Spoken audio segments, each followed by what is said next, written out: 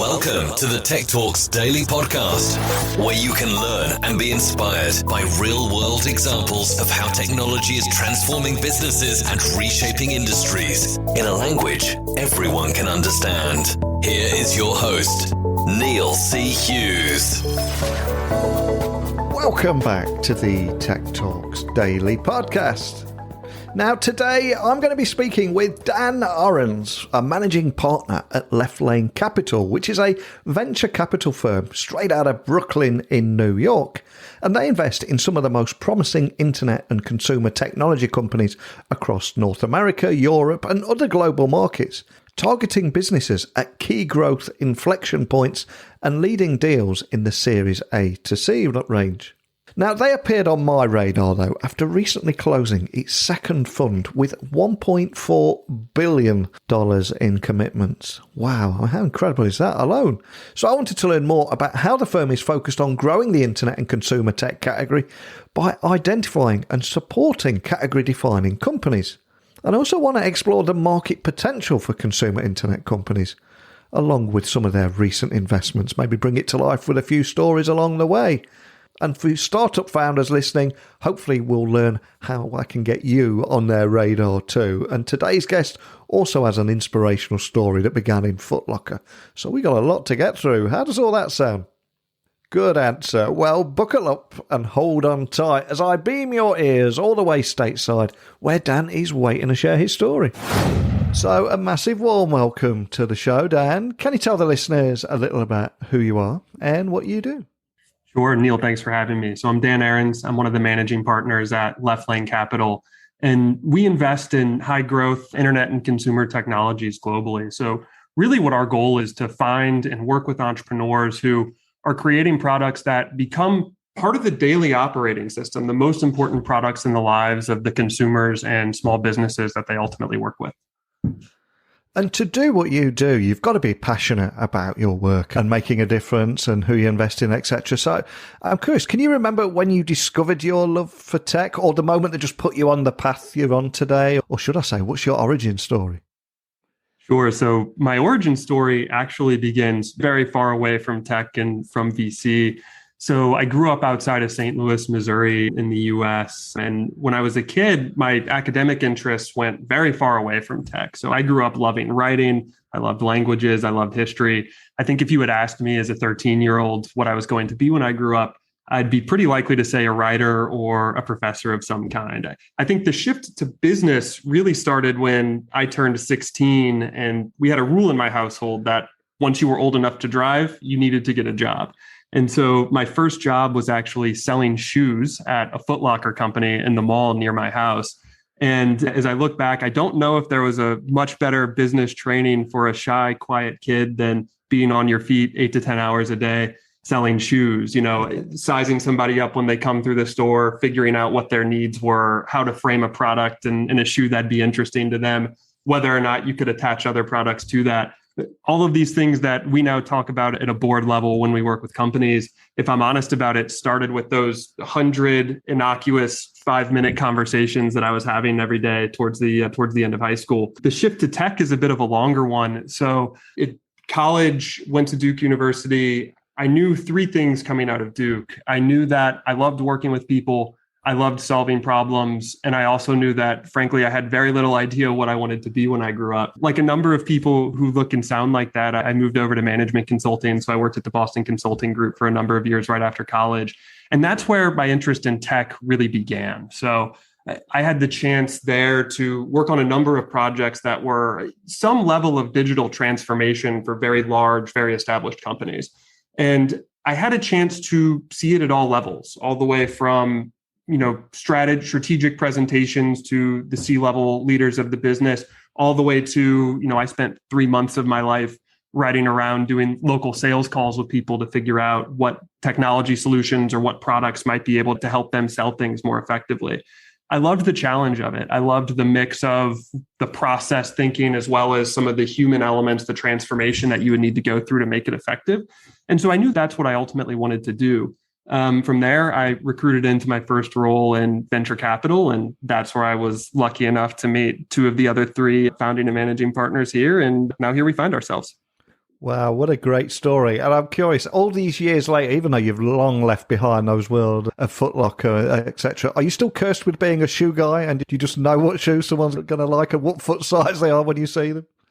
So I think I still remember some of the SKU level numbers to help identify very specific models of shoes all of these years later, because some of them were so popular. If you needed to go find it quickly, you always knew exactly where it was going to be. So long answer to say yes, I absolutely am. Oh, brilliant. And of course, it was that path that would lead you to Left Lane, which is a global venture capital and growth equity firm investing in high growth internet and consumer technology companies that ultimately are fundamental to customers' lives. So can you tell me a little bit more about the problems that you solve with tech and why it's so important to have people and your customers at the heart of tech? To get there, I'll first just put us a little bit in context of what's been happening in the broader technology market, where if you think about where the vast majority of investment activity and frankly, the vast majority of returns have been generated dating back 15, 25 years, it's really been with enterprise software.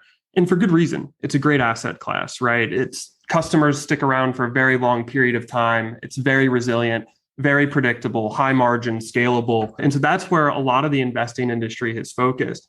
Where we've been focused really since the beginning of our time working together is, can we find those things that people love about enterprise software, which depending on where you look is a $500 billion to $1 trillion revenue market.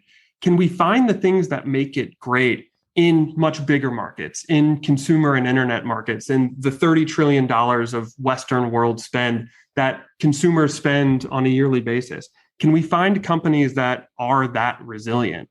And the answer that we found is thanks to the smartphone and the way that technology has evolved, it's a resounding yes. If you think maybe 15 years ago and how people would primarily use the internet, it was all information based, where it was where you read information, maybe you heard or found a new restaurant that you would like, or you'd share information with some of your friends.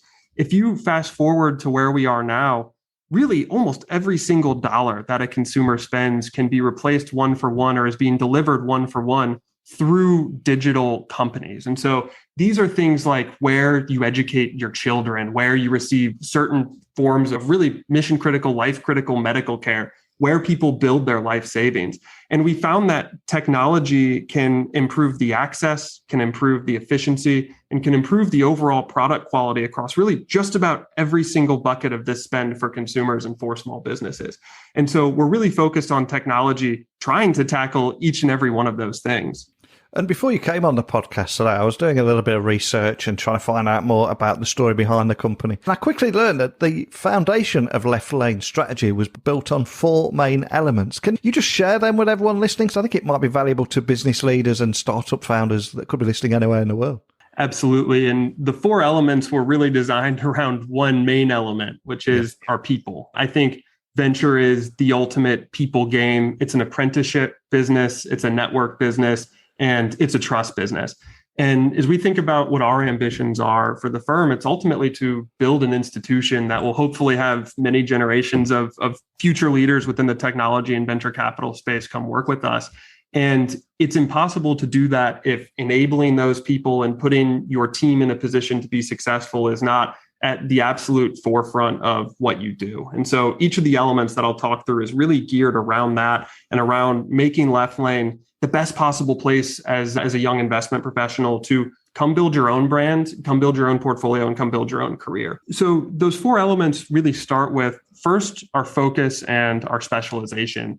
A couple of my partners, I believe, started working in venture right around the release of the Apple iStore, right, or the Apple Store. So really at the time when these digital utilities were first sort of, finding new ways to deliver the value I was talking about earlier to end customers. And for us, it's been that focus around these internet and consumer technology businesses that's underpinned the entirety of our venture capital career. And so as you think about finding those businesses, teaching people and working with people to find those businesses, evaluating them, working with them, that focus ultimately underpins everything that we do. And we think across the entire value chain of venture investing helps us differentiate and helps us do it really well. The second element of the strategy is really our sourcing and how do we work to find companies and how do we enable our team to go find great companies. Some of that is certainly technology. We have data sources, quick and clever ways to go and find companies that are beginning to show traction and beginning to show growth. But part of that, frankly, is also a cultural element and is also just a human, a team element where it's hunger, it's intellectual curiosity, it's making sure that you have a platform for everybody on the team, no matter how senior or junior you are, to come up with great ideas, to meet great companies, to get on the phone with the CEO and add value from the very first few minutes of the conversation because you've taken the time to make yourself an expert before you get on the phone with them. And so how do you have a culture that enables all of that and that builds all of that? The last point on sourcing that I'll make is it's also a hustle game and an effort game. At times we'll be sitting around in a pipeline and a member of our team will be saying, hey, I met this really interesting company that's doing really well. It looks like it could be a deal. And it's in Sweden or it's in Cape Town or it's somewhere all over the world. And, there'll be a silent moment where we all look at each other and the first question is, well, why aren't you on a plane right now? Like, let's go meet this company. Let's go get in front of them and let's figure out if there's potentially a way that we can partner and we can work together. The third element is around the way we use data to work with and to evaluate companies. A core principle of what we're looking for with internet and consumer businesses is extraordinarily strong customer relationships. Is this a product where customers will use this for 5, 8, 10 years? Is it something that is really fundamental to how they're living?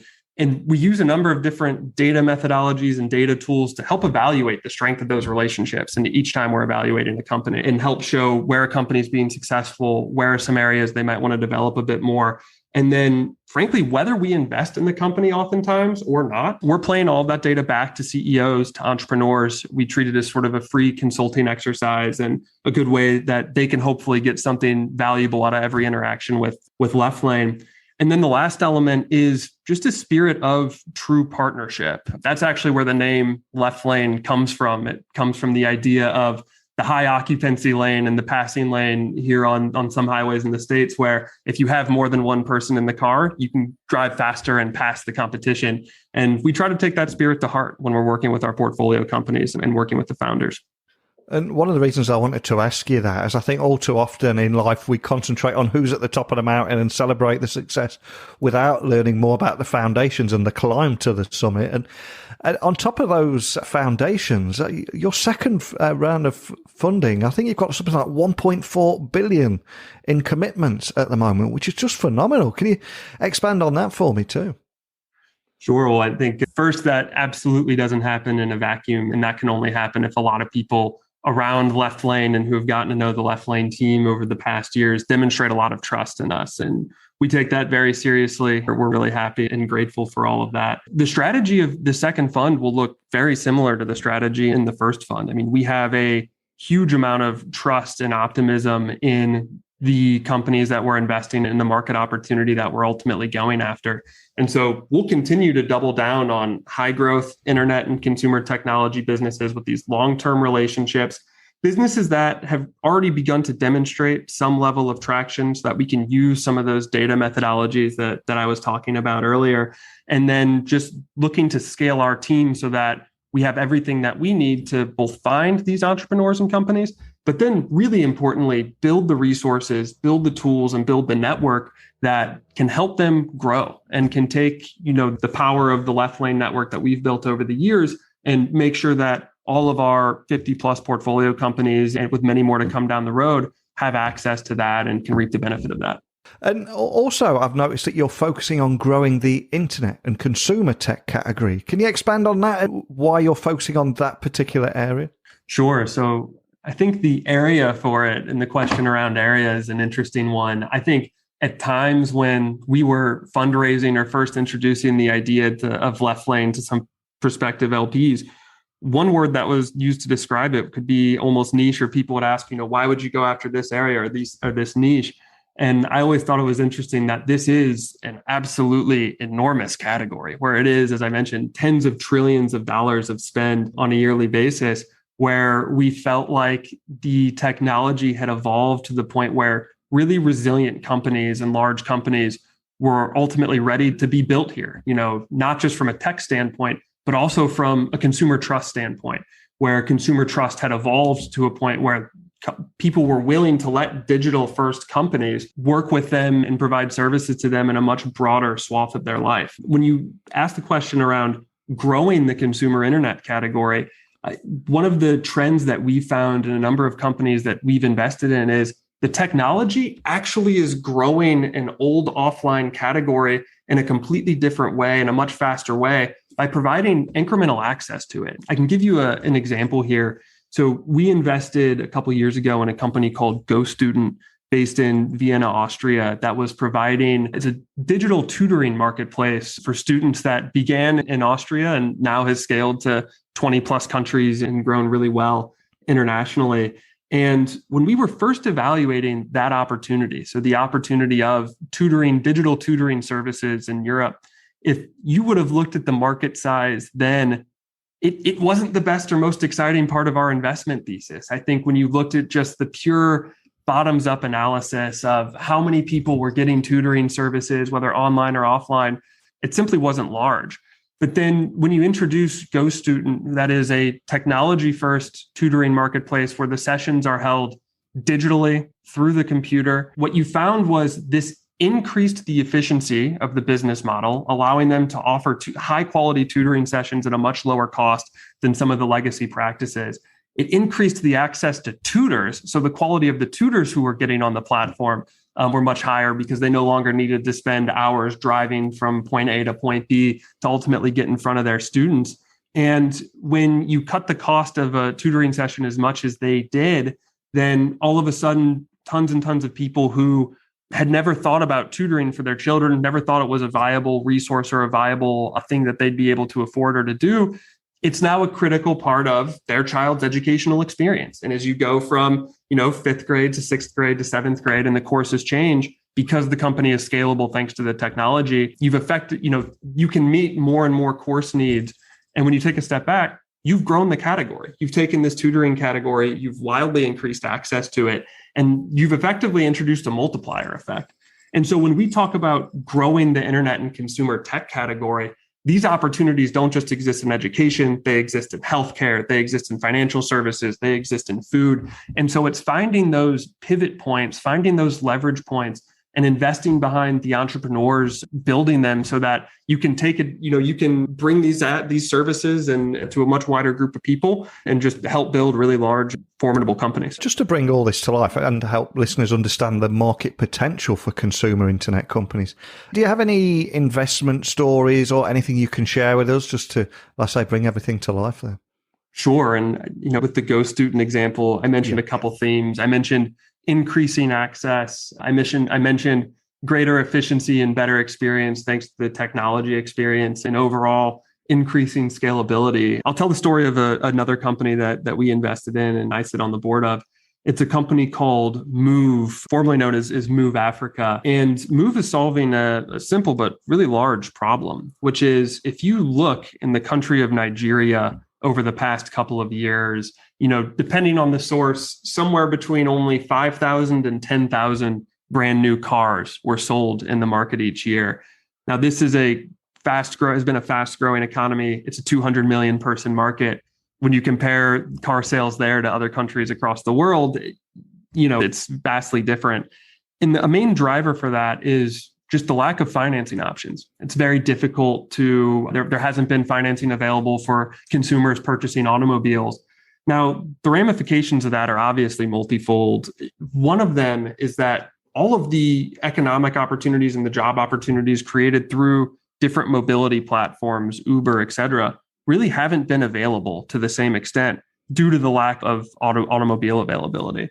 So the folks over at Move saw this opportunity and took a really innovative approach, again, with technology underpinning every single thing, every single aspect of the value chain, and created a car financing business where if you were someone looking to become a mobility entrepreneur, an Uber driver, et cetera, in Nigeria, thanks to data and thanks to underwriting, the Move team could do a really good job of analyzing Uber, analyzing drive data, and understanding, underwriting how well they thought you ultimately would be able to do and who would be sort of a sound person to ultimately lend to. They created a driver app to help make drivers more effective and provide financial services. They built technology that works with the car to help, again, think through overall productivity of the vehicle to make sure that the vehicle was well managed. And when you take technology and you embed it in every single step of the vehicle financing value chain,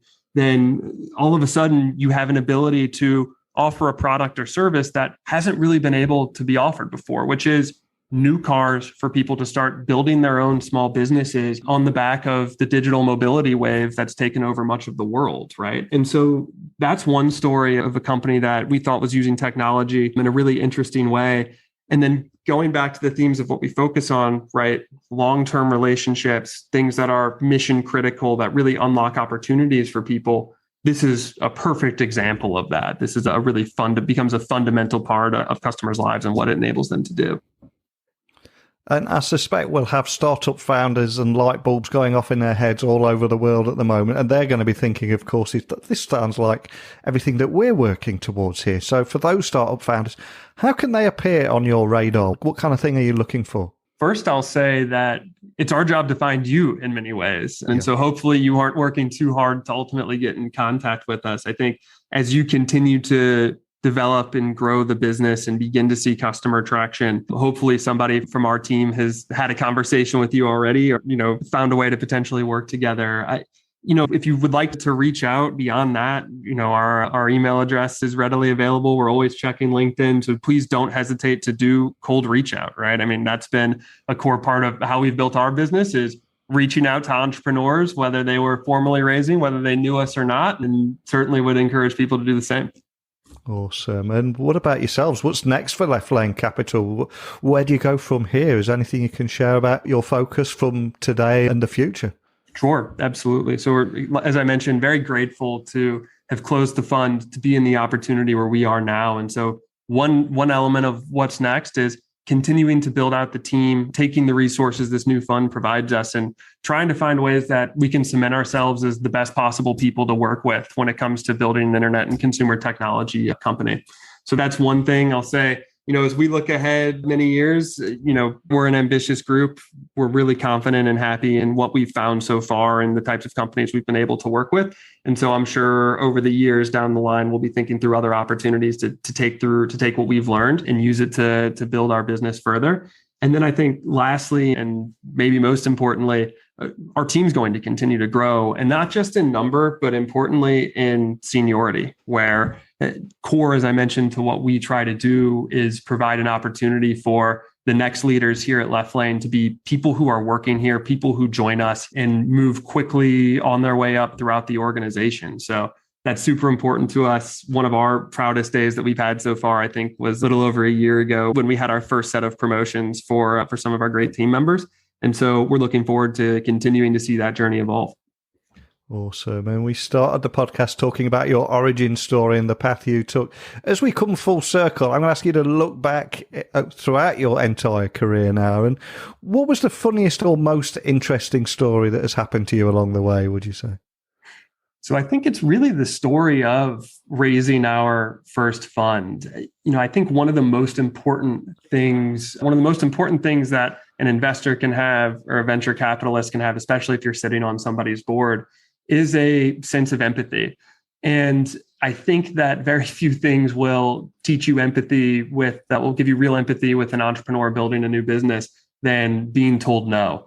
And when we went out and we raised our first fund, we were told no a lot. We had, when we were last doing the math, I think it was 1,500 to 2,000 pitch meetings over the period of time that it took to ultimately go raise our first fund that we had.